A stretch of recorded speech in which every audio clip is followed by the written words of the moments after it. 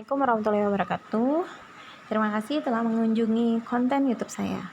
Nah, baiklah, pada kesempatan kali ini kita akan membahas tentang penelitian dan arti pentingnya penelitian. Di sini kita akan mengutip atau mereview buku John Creswell dan juga Sukardi. Mari kita mulai. Sebelumnya, kita harus tahu penelitian itu apa sih? Jadi penelitian itu adalah proses ya, langkah-langkah. Untuk apa? Untuk mengumpulkan data, lalu data itu dianalisis sehingga menghasilkan sebuah informasi dalam meningkatkan pemahaman terhadap suatu topik tertentu gitu ya. Nah, ada 3 langkah penelitian secara umum. Yang pertama apa? Yang pertama itu mengajukan pertanyaan. Yang kedua, kita kumpulkan data-data ya. Fungsinya apa? Untuk menjawab pertanyaan. Lalu yang ketiga adalah menyajikan. Jadi datanya kan sudah dikumpulkan, diolah, kemudian disajikan data itu ya. Menyajikan data untuk apa? Untuk menjadi jawaban dari pertanyaan tersebut. Nah, ada 3 alasan pentingnya penelitian itu.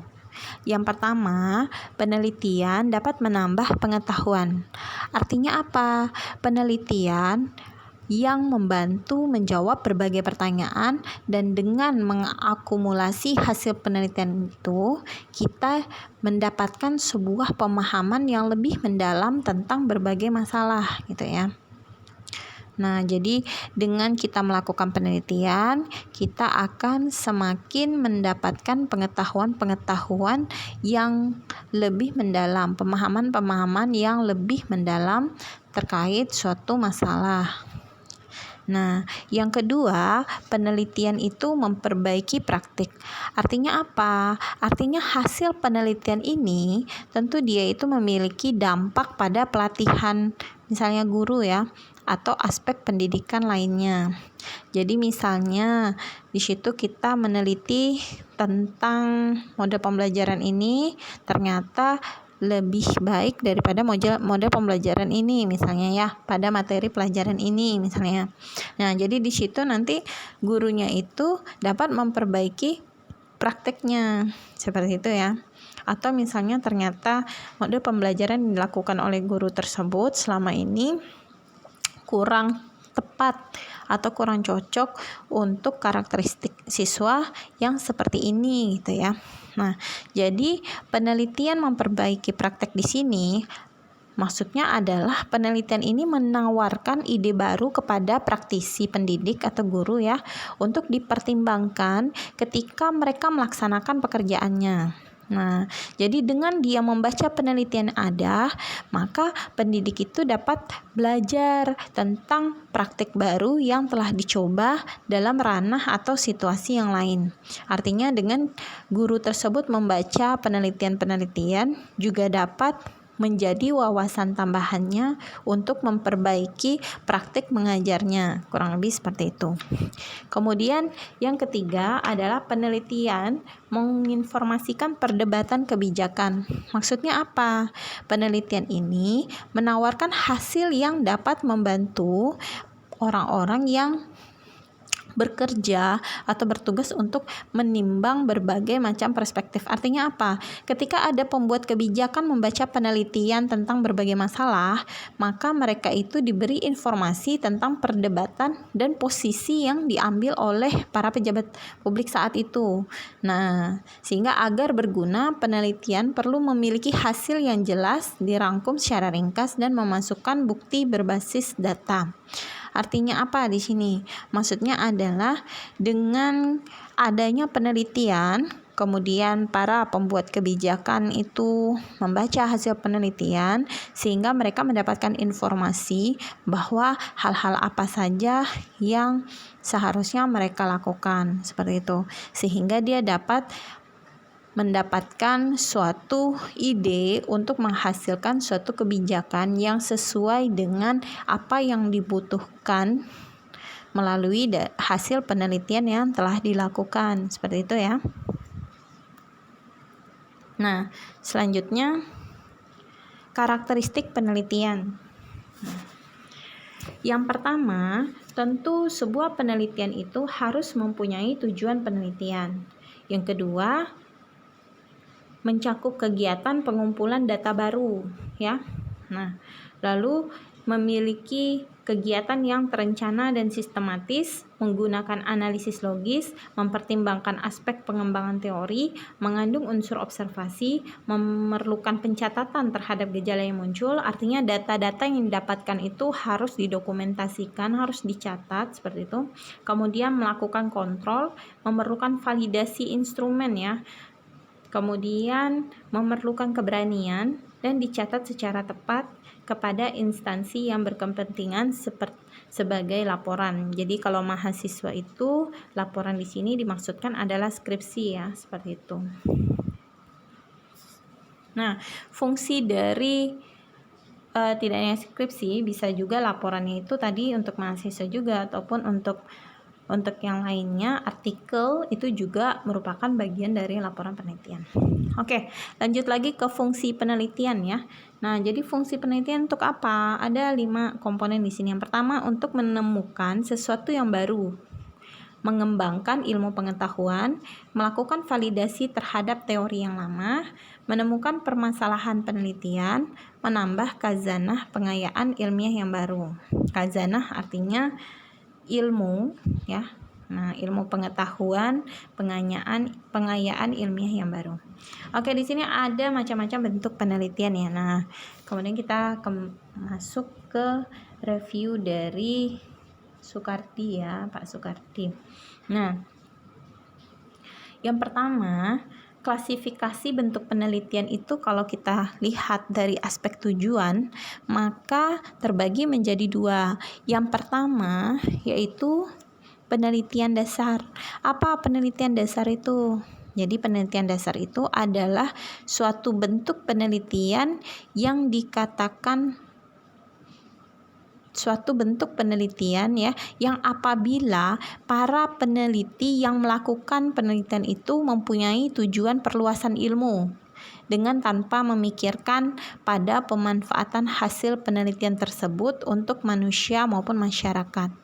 Contohnya apa? Misalnya dalam bidang kedokteran nih, kan ya. Nah, untuk menemukan spesies baru, maka para peneliti itu menggunakan bioteknologi, melakukan cloning dari binatang maupun tumbuh-tumbuhan. Atau misalnya para ahli geologi ya. Nah, para ahli geologi itu geologi kelautan ya, dia berusaha menggunakan kapal selam khusus untuk melakukan eksplorasi. Dia masuk ke dalam lautan untuk mengetahui dan menggambarkan kehidupan laut dalam itu seperti apa gitu ya. Atau para astronom ya, dia meluncurkan satelit dengan mikroskop yang modern. Kemudian dengan mikroskop yang modern itu kita melihat keadaan bintang di angkasa raya gitu ya. Nah, demikian pula dengan para ahli pendidikan yang mungkin dia berusaha menggunakan binatang ya untuk menyelidiki kehidupan, karakteristik dan tingkah laku tertentu dan masih banyak lagi. Jadi di sini hasil penelitiannya itu mungkin belum dimanfaatkan ya untuk saat ini. Nah, tapi dia itu sangat berguna bagi kehidupan yang lebih baik dalam abad teknologi atau masa yang untuk sebagai informasi di masa yang akan datang. Itu penelitian dasar. Jadi penelitiannya itu hanya ditujukan untuk perluasan ilmu saja tanpa memikirkan pemanfaatan hasil penelitian tersebut untuk masyarakat atau manusia ya, seperti itu. Nah, lalu ada lagi penelitian terapan. Kalau penelitian terapan ini biasa disebut sebagai applied research. Nah, jadi di sini para peneliti itu dia mengadakan penelitian atas dasar permasalahan yang signifikan dan hidup di masyarakat sekitarnya.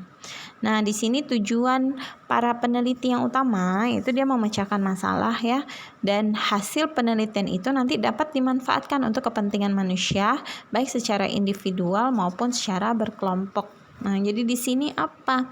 Di sini contohnya itu misalnya kita melakukan survei konsumen yang dilakukan oleh sebuah toko dan supermarket.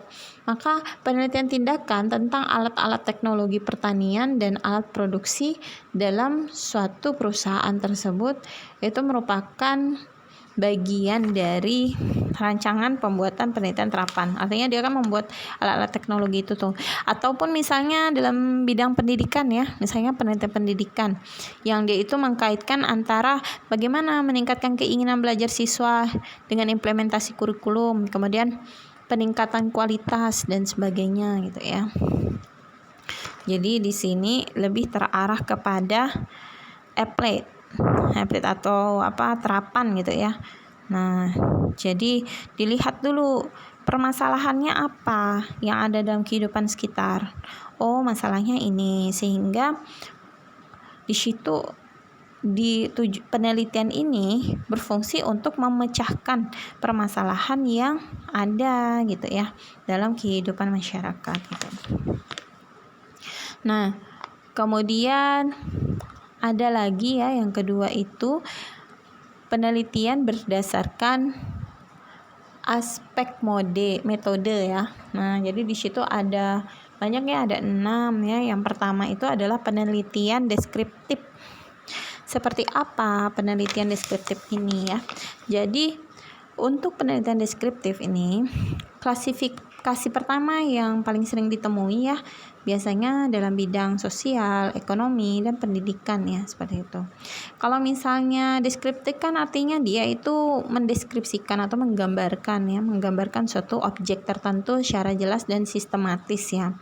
Nah, bisa juga disebut sebagai penelitian pra-eksperimen seperti itu. Jadi dia bisa melakukan eksplorasi, menggambarkan Nah, dengan tujuan untuk dapat menerangkan atau memprediksi sesuatu hal yang berlaku atas dasar data yang yang peroleh di lapangan seperti itu. Jadi di sini fungsinya pada intinya tuh hanya berusaha menggambarkan secara jelas saja dan sekuensial terhadap pertanyaan penelitian yang telah ditentukan sebelum para peneliti itu terjun ke lapangan gitu ya.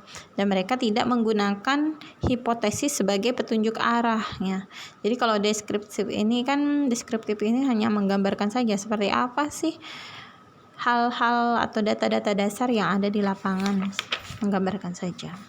Kemudian penelitian sejarah. Kalau penelitian sejarah ini historical research jadi ini masuk ke dalam, sebenarnya kurang lebih sama sih dengan penelitian deskriptif Kedua-duanya sama-sama menggunakan penggambaran secara komprehensif tentang objek ataupun subjek penelitian gitu ya. Nah, cuman ada bedanya. Bedanya apa? Kalau peneliti itu lebih memfokuskan pencarian data dengan metode wawancara pada pelaku sejarah, misalnya para pimpinan yang terlibat dari tokoh-tokoh masyarakat yang mengalami dan menggunakan sumber-sumber lain, termasuk objek peninggalan kejadian, prasasti, buku-buku, dan hal-hal yang berkaitan erat dengan peristiwa yang diteliti, maka hal itu dia itu bisa kita katakan sebagai penelitian sejarah. Karena apa? Dia punya tujuan yang terkait dengan sejarah Apa itu? Yaitu untuk memperoleh gambaran secara objektif terhadap peristiwa besar atau objek yang diteliti atau sejarah-sejarah tertentu seperti itu Nah, tuh. Sedangkan yang tadi kalau deskriptif itu kan dia penggambaran secara umum tentang apa saja dia itu bisa menjadi objek penelitiannya itu deskriptif. Nah, kemudian penelitian survei Kalau penelitian survei itu biasanya juga sering disebut sebagai penelitian normatif atau penelitian status Jadi pada penelitian survei ini biasanya tidak membatasi dengan satu atau beberapa variabel Nah, jadi bisa saja variabel dan populasinya itu luas seperti itu sesuai dengan tujuan penelitian yang hendak dicapai. Nah, jadi ada bermacam-macam tujuan dari hasil surveinya yang dilakukan secara meluas ya. Yang pertama yaitu penelitian ini dapat digunakan sebagai bentuk awal penelitian yang telah direncanakan ya. Jadi ini untuk ditindaklanjuti dengan penelitian lain yang lebih spesifik. Atau dengan penelitian survei ini, para peneliti dapat melakukan eksplorasi ya dan deskriptif sebagai tujuan penelitian. Lalu, melalui penelitian ini diharapkan dapat melakukan klasifikasi terhadap permasalahan yang hendak dipecahkan kemudian. Oke. Lalu ada lagi penelitian ex post facto. Kalau ex post facto ini ya, disebut ini karena apa? Karena para peneliti itu berhubungan dengan variabel yang telah terjadi dan mereka tidak perlu memberikan perlakuan terhadap variabel yang diteliti. Jadi di sini ada variabel bebas ya, independent variable dan variabel terikat atau dependent variable. Nah, jadi sudah dinyatakan secara eksplisit ya. Jadi untuk kemudian kita hubungkan sebagai penelitian korelasi atau diprediksi jika variabel bebasnya itu punya pengaruh tertentu terhadap variabel terikat. Nah, sedangkan untuk mencari hubungan maupun prediksi seorang peneliti itu ya sudah dianjurkan menggunakan hipotesis sebagai petunjuk dalam pemecahan masalah penelitian seperti itu ya. Jadi ex post facto ini ya, dia berhubungan dengan variabel yang telah terjadi dan mereka tidak perlu memberikan perlakuan terhadap variabel yang diteliti. Itu saja. Lalu ada lagi penelitian eksperimen. Kalau penelitian eksperimen itu biasanya dia menggunakan metode inti ya. Nah, jadi dia itu adalah sebuah metode inti dari mode penelitian yang ada. Karena apa? Karena paling sering digunakan ya. Biasanya penelitian eksperimen itu dilakukan dengan 3 persyaratan ya. Nah, apa saja? Yang pertama mengontrol, yang kedua memanipulasi dan mengobservasi. Jadi dalam penelitian eksperimen ini, peneliti itu harus membagi objek atau subjek yang diteliti menjadi 2 grup. Ada grup treatment atau grup yang dilakukan perlakuan, seperti itu, dan grup kontrol yang tidak memperoleh perlakuan. Jadi, biasanya di penelitian eksperimen ini, karena peneliti sudah melakukan kegiatan mengontrol, maka hasil penelitian dapat menentukan hubungan kausal atau sebab akibatnya ya. Nah, jadi dari penelitian eksperimen ini juga dia itu dilakukan melalui pengamatan ya. Jadi dia diharuskan ada hipotesisnya, lalu melalui pengamatan juga menguji hipotesisnya seperti itu ya, untuk mengetahui bagaimana kondisi eksperimennya ya. Menguji hipotesis itu nanti dia peneliti itu menguji hipotesisnya itu misalnya dalam kondisi eksperimen ya. Misalnya itu kondisinya sudah dimanipulasi sedemikian rupa di laboratorium misalnya, sehingga tidak ada kontaminasi dari variabel yang diteliti ya. Biasanya ini paling sering ini di dunia kedokteran, pertanian, psikologi, teknik dan lain-lain ya. Seperti itu. Kemudian ada lagi penelitian kuasi eksperimen ya. Kalau kuasi eksperimen ini dia tuh artinya kuasi kan semu ya. Jadi penelitian kuasi ini biasanya paling banyak sih digunakan di ilmu pendidikan ya. Jadi di mana penelitian lain dengan subjek yang diteliti itu kadang-kadang tuh adalah manusia ya dalam penelitian ini ya. Nah, dan dia itu tidak bisa dibedakan antara satu dengan yang lain ya. Nah, cuman yang dapat dilihat itu bagaimana perlakuannya gitu ya. Nah, jadi di sini penelitian kuasi ya. Jadi eksperimen itu dapat membagi grup yang ada ya tanpa membedakan antara kontrol dan grup secara nyata dengan tetap mengacu bentuk alami yang sudah ada. Contohnya apa? Misalnya di suatu sekolah ya, nah, ada semua siswa di kelas A itu dipilih sebagai grup treatment, sedangkan seluruh murid kelas B di sekolah yang lain menjadi grup kontrol. Nah, dengan cara ini jika ada perlakuan yang membedakan tidak lekas tampak dan diketahui oleh subjek yang bersangkutan. Yang membedakan antara penelitian, eksperimen, dan kuasi eksperimen itu adalah apa? Peneliti itu harus berhati-hati dalam menarik hubungan kausal yang terjadi. Karena apa? Karena dalam penelitian kuasi eksperimen kita tidak dapat mengontrol dan memanipulasi secara bebas dan insentif. Ya, jadi cukup berbeda ya antara kuasi eksperimen dengan eksperimen. Jadi kalau eksperimen kita bisa dengan mudahnya untuk memanipulasi secara bebas ya. Nah, apa yang ingin kita teliti ya. Sedangkan kalau kuasi eksperimen kan karena berkaitan dengan manusia ya, human ya, berarti kan bisa saja terjadi bias gitu ya, atau bisa saja terjadi ada faktor-faktor X yang mempengaruhi gitu ya, sehingga untuk menarik hubungan sebab akibat itu mesti kita berhati-hati gitu ya. Kemudian ada lagi klasifikasi penelitian menurut bidang garapan ya. Kalau di sini ya bidang garapan itu berarti kita melihat ya dari objek yang ditelitinya misalnya. Jadi ada dua di situ ya, ada pendidikan, kependidikan, dan ada non kependidikan. Kalau bidang garapan ini kan bidang yang ingin digeluti ya, dikaji seperti itu ya. Nah, jadi di situ bidang garapan yang menjadi pokok penelitian itu, nah, ada yang menekankan pada sekitar masalah pendidikan, baik yang mencakup faktor internal pendidikan, termasuk misalnya kita mau meneliti tentang guru, siswa, kurikulum, sistem pengajaran, manajemen pendidikan, hubungan lembaga dengan masyarakat gitu ya. Atau misalnya faktor-faktor eksternalnya, kebijakan pemerintah terhadap lembaga pendidikan, pengaruh gaya hidup elit politik ya terhadap prospek pendidikan, pengaruh kehidupan sosial dan ekonomi terhadap pendidikan generasi muda dan sebagainya ya. Lalu ada lagi penelitian non kependidikan. Kalau penelitian non kependidikan ini dia punya cakupan yang sangat luas ya, bidang keahlian dan variasi dari para pembaca. Jadi di situ ya.